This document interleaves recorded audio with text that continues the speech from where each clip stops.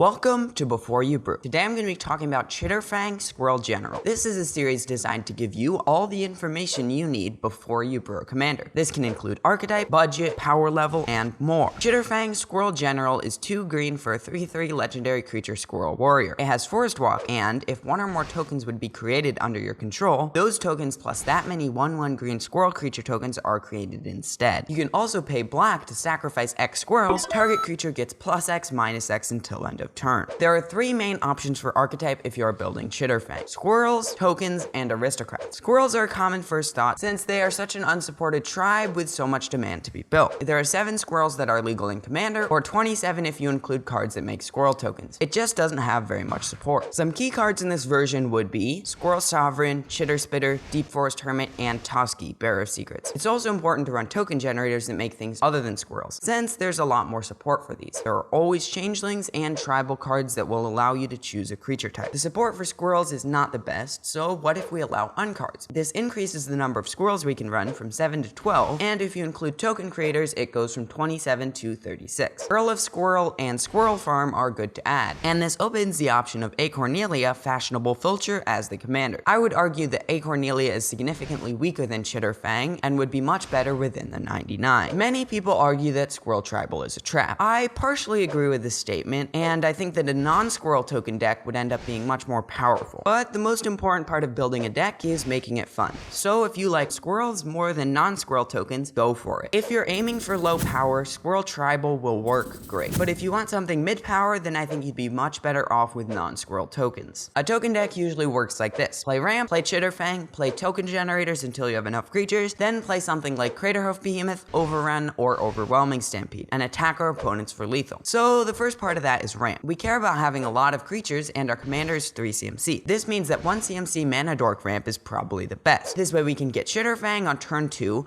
and we already have a creature out. The downside to creature ramp is if we get Wrath, we would have a hard time recovering since we'd have less mana. But I think it's a worthwhile trade-off in this deck. Next is token generators. These are simple, just play good ones. You usually have 4 mana the turn after you cast Chatterfang, so more expensive ones work well too. Some examples could be Tendershoot Dryad, Scoot Swarm, Avenger of Zendikar, Second Harvest, and more. In order to get enough damage through with our tokens to kill everyone, we need to pump them. Some good examples of this include Triumph of the Hordes, Overwhelming Stampede, Beastmaster Ascension, and Craterhoof Behemoth. Which of these you run is mostly dependent on your budget, but I would run anywhere from 3 to 6 because you only need 1 of these per game. Once you cast it, you win. Aristocrats are similar to non-squirrel tokens in gameplay. You play ramp, then play an aristocrat, Chatterfang, and sacrifice outlet, since Chatterfang only works for squirrels, in whatever order you prefer. Play token generators until you have enough creatures, and sacrifice our creatures to deal enough damage to win the game. The advantage compared to a token version of this deck is resiliency. If someone razz, they might lose 20 life or even lose the game. The downside is that you typically need more creatures to win, but having the threat of damage if someone gets rid of your creatures is incredibly powerful. This allows you to keep making more tokens and make the threat even larger until we have enough to win. Our opponents can use removal to get rid of our aristocrats, but we have protection and redundancy with the effect. I think aristocrats are going to be the last thought and by far the least common way to build Chatterfang. That's sad because I think it would work great. A powerful build of it could compete in mid power, or a weaker build of it could go in low power. Some important cards in this deck would be the aristocrats, so Zulaport Cutthroat, Sir Conrad, Blood Artist, Bastion of Remembrance, Falcon Wrath Noble, and more. And the sacrifice outlets could be Ashnod's Altar, Phyrexian Altar, Altar of Dementia, and more. Which ones you use depends on your budget.